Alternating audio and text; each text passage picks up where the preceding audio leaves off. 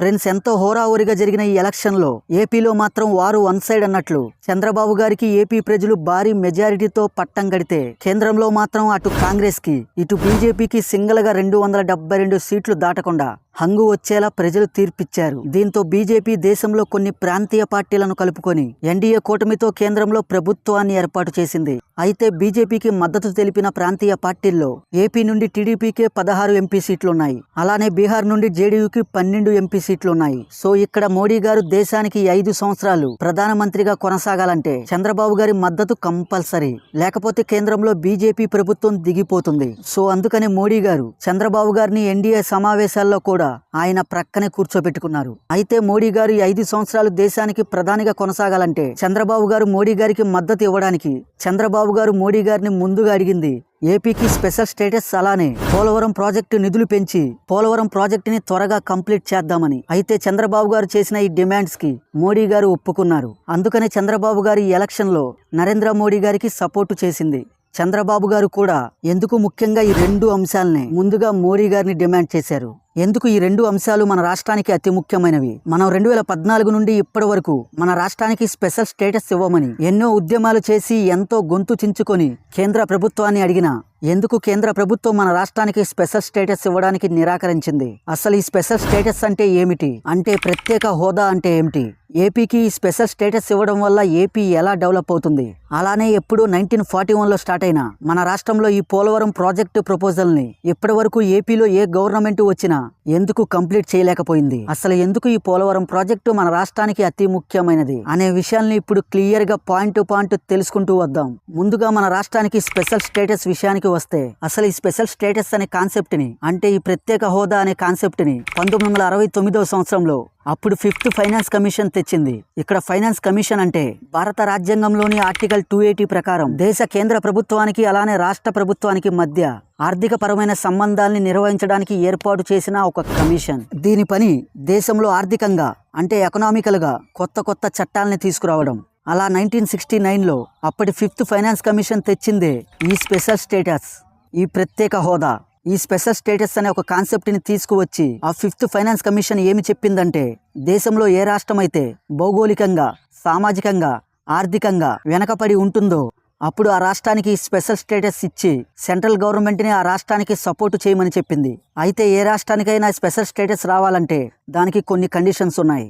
ఆ రాష్ట్రంలో కొండ ప్రాంతాలు ఎక్కువగా ఉండి జనసాంద్రత తక్కువగా ఉండాలి, ట్రైబల్ పాపులేషన్ ఎక్కువగా ఉండాలి, ఆ రాష్ట్రం బోర్డర్ ఏరియాలో ఉండి ఆ రాష్ట్రం బాగా ఆర్థికంగా వెనకబడి ఆ రాష్ట్రంలో ఇన్ఫ్రాస్ట్రక్చర్స్ లో కూడా ఆ రాష్ట్రం బాగా వెనకబడి ఉంటే ఆ రాష్ట్రానికి స్పెషల్ స్టేటస్ ఇస్తారు. ప్రస్తుతం మన దేశంలో 11 రాష్ట్రాలకి స్పెషల్ స్టేటస్ ఉంది. అవి నేను ఇక్కడ స్క్రీన్ మీద ఇచ్చాను చూడండి. అయితే ఈ స్పెషల్ స్టేటస్ పొందిన రాష్ట్రాలకి వచ్చే లాభాలు ఏమిటంటే, సాధారణంగా రాష్ట్రంలో అమలయ్యే పథకాలకి అంటే స్కీమ్స్ కి కేంద్ర ప్రభుత్వం 60 నుండి 70% నిధులిస్తుంది. కానీ ఈ ప్రత్యేక హోదా ఉన్న రాష్ట్రాలకి మాత్రం కేంద్రం 90% నిధులిస్తుంది. అంటే రాష్ట్ర ప్రభుత్వాలు కేవలం 10% వేసుకుంటాయి. ఇంకా కేంద్ర ప్రభుత్వం ఇచ్చిన నిధుల్ని ఏ రాష్ట్రమైనా వాటిని ఆ ఫైనాన్స్ ఇయర్ లో వాడుకోకపోతే నెక్స్ట్ ఇయర్ కి అవి తిరిగి కేంద్ర ప్రభుత్వానికి వెళ్ళిపోతాయి. కానీ ప్రత్యేక హోదా ఉన్న రాష్ట్రాలకి మాత్రం అలా కాదు. ఆ రాష్ట్రాలు ఆ సంవత్సరంలో ఆ నిధుల్ని వాడుకున్నా వాడుకోకపోయినా తర్వాత సంవత్సరానికి కూడా అవి క్యారీ అవుతాయి. అలానే ప్రత్యేక హోదా ఉన్న రాష్ట్రాలకి కొన్ని ట్యాక్స్ బెనిఫిట్స్ ఉంటాయి. అలానే కేంద్రం కేటాయించే బడ్జెట్ లో ప్రత్యేక హోదా ఉన్న రాష్ట్రాలకి 30% షేర్ వెళ్తుంది. అయితే మీలో ఇప్పటికే చాలా మంది అనుకోవచ్చు, మన రాష్ట్రానికి ప్రత్యేక హోదా ఎందుకు రాలేదు అని. 1969వ సంవత్సరంలో 5th ఫైనాన్స్ కమిషన్ దేశంలో వెనకబడిన రాష్ట్రాలకి స్పెషల్ స్టేటస్ ఇవ్వమని ఆ స్పెషల్ స్టేటస్ అనే ఆ కాన్సెప్ట్ ని తీసుకువచ్చింది. కానీ 2013వ సంవత్సరంలో వచ్చిన 14th ఫైనాన్స్ కమిషన్ ఇక నుండి ఏ రాష్ట్రానికి కూడా స్పెషల్ స్టేటస్ ఇవ్వద్దు అని, దానికి బదులుగా స్పెషల్ ప్యాకేజీని ఇవ్వమని, అంటే ప్రత్యేక ప్యాకేజీని ఇవ్వమని ఒక నిబంధన తెచ్చింది. అలా ప్రత్యేక హోదాకి బదులుగా ఆ స్పెషల్ ప్యాకేజీ కింద కేంద్ర ప్రభుత్వానికి ప్రతి సంవత్సరం వచ్చే ట్యాక్స్ కలెక్షన్ లో 42% ట్యాక్స్ కలెక్షన్ ని ఆ రాష్ట్ర ప్రభుత్వాలకి ఇవ్వమని ఆదేశించింది.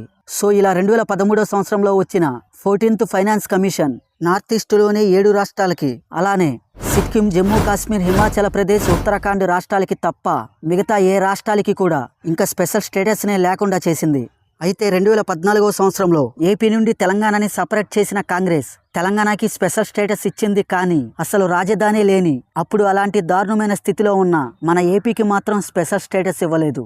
దీంతో ఏపీ అప్పుడు కాంగ్రెస్ ని డిమాండ్ చేయడంతో మళ్ళీ మేము కేంద్రంలో అధికారంలోకి వస్తే ఏపీ బైఫర్కేషన్ యాక్టులో ఏపీకి స్పెషల్ స్టేటస్ ఇవ్వాలని రాసి ఉంచింది. కానీ ఆ ఎలక్షన్లో కాంగ్రెస్ సెంట్రల్లో దారుణంగా ఓడిపోయింది. నెక్స్ట్ వచ్చిన బీజేపీకి కేంద్రంలో సింగిల్గా గవర్నమెంట్ని ఫామ్ చేయగల మెజారిటీ రావడంతో, అంటే ఆ ఎలక్షన్లో బీజేపీ ఏకంగా 282 ఎంపీ సీట్లు గెలుచుకోవడంతో సింగిల్గా సెంట్రల్లో గవర్నమెంట్ని ఫామ్ చేయగల అధికారం వచ్చింది.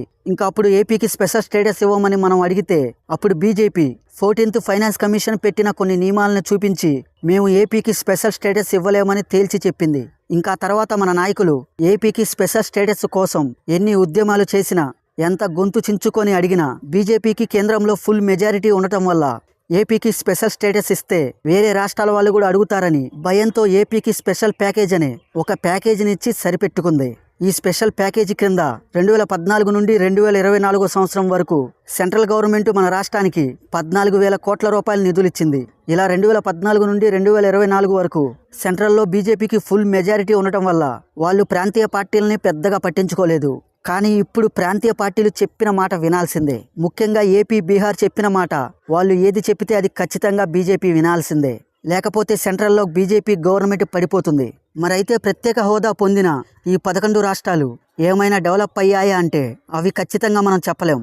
ఎందుకంటే ఆ రాష్ట్రాలు ఆల్రెడీ బాగా వెనకబడి ఉండటం వల్ల, ఆ రాష్ట్రాల్లో ఎన్నో రకాల ప్రాబ్లమ్స్ ఉండటం వల్ల ఆ రాష్ట్రాలు డెవలప్ కాలేకపోతున్నాయి. కొండ ప్రాంతాలు ఎక్కువగా ఉండడం, తరచూ వరదలు రావడం, సరిగ్గా స్కిల్ లేబర్స్ లేకపోవడం, ఇలా అనేక కారణాలతో ఆ రాష్ట్రాలకి స్పెషల్ స్టేటస్ ఇచ్చినా కూడా ఆ రాష్ట్రాల్లో కొన్ని రాష్ట్రాలు ఇంకా వెనకబడే ఉన్నాయి. కానీ మన రాష్ట్రానికి గనక స్పెషల్ స్టేటస్ వస్తే మన రాష్ట్రంలో ఉన్న మంచి ఇలా రిసోర్సెస్ వల్ల, అలానే స్కిల్డ్ లేబర్స్ వల్ల మన రాష్ట్రం వేగంగా డెవలప్ అవడానికి అవకాశం ఉంటుంది.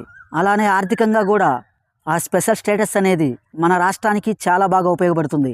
అందుకని చంద్రబాబు గారు నరేంద్ర మోడీ గారికి టీడీపీ సపోర్ట్ చేయాలంటే మాకు స్పెషల్ స్టేటస్ ఇవ్వాలని ముందుగా చెప్పింది.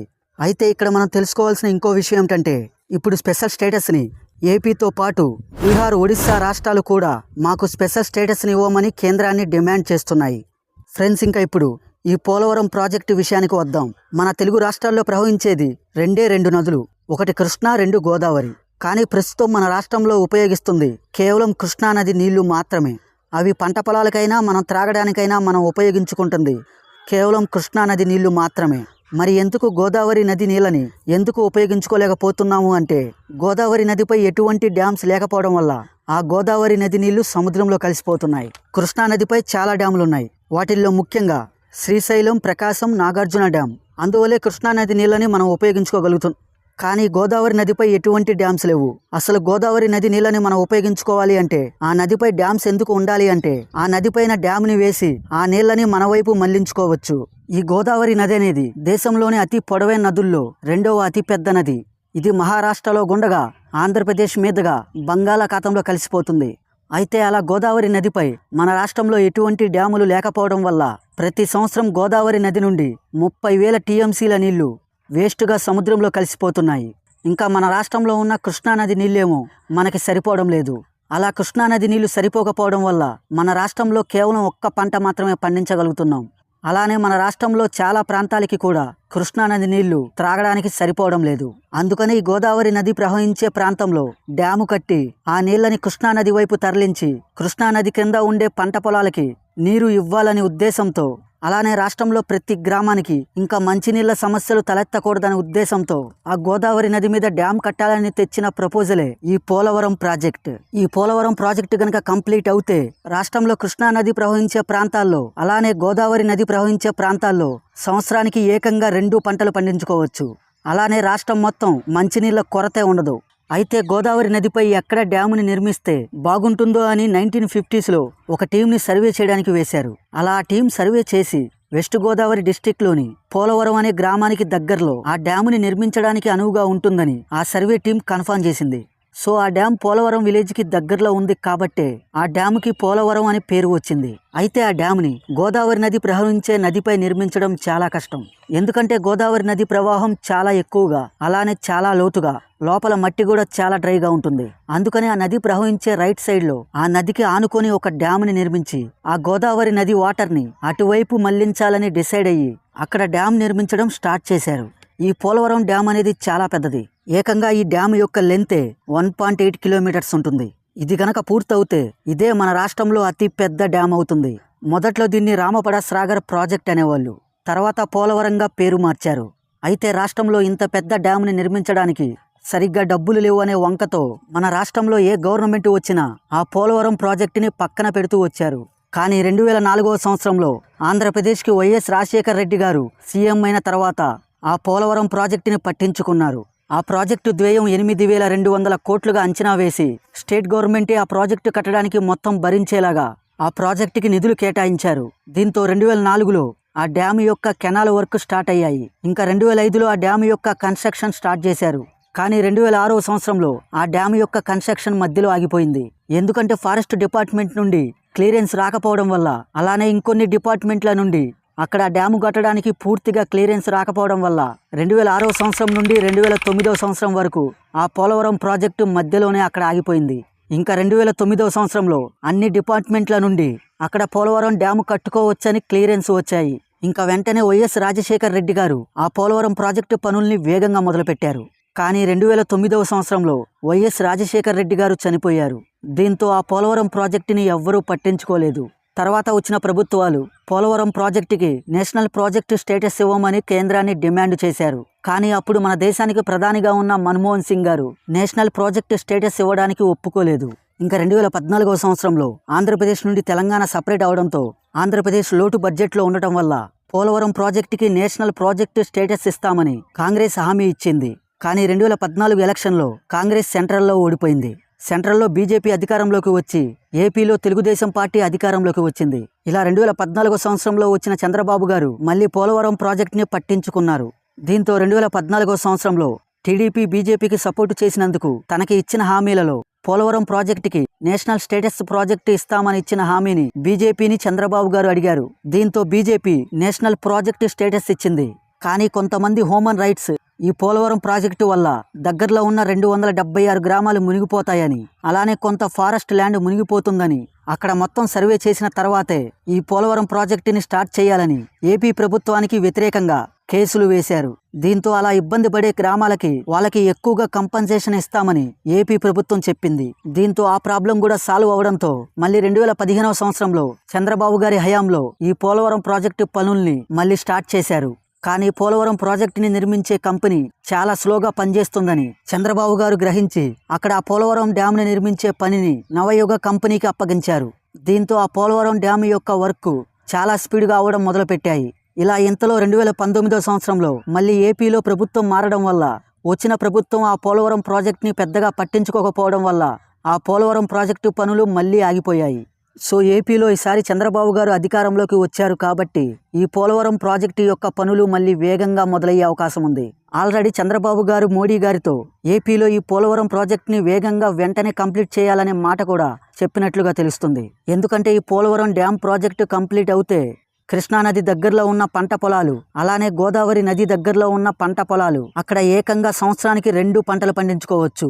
ఇంకా మన రాష్ట్రంలో ఏ గ్రామానికి కూడా మంచినీళ్ళ కొరతే ఉండదు. ఫ్రెండ్స్, నా ఎక్స్ప్లెనేషన్ మీకు నచ్చితే ఒక లైక్ చేసి మన ఛానల్ని సబ్స్క్రైబ్ చేయండి. అలానే వీడియోని మీ ఫ్రెండ్స్ అండ్ ఫ్యామిలీ మెంబర్స్కి తప్పకుండా షేర్ చేయండి. Thank you.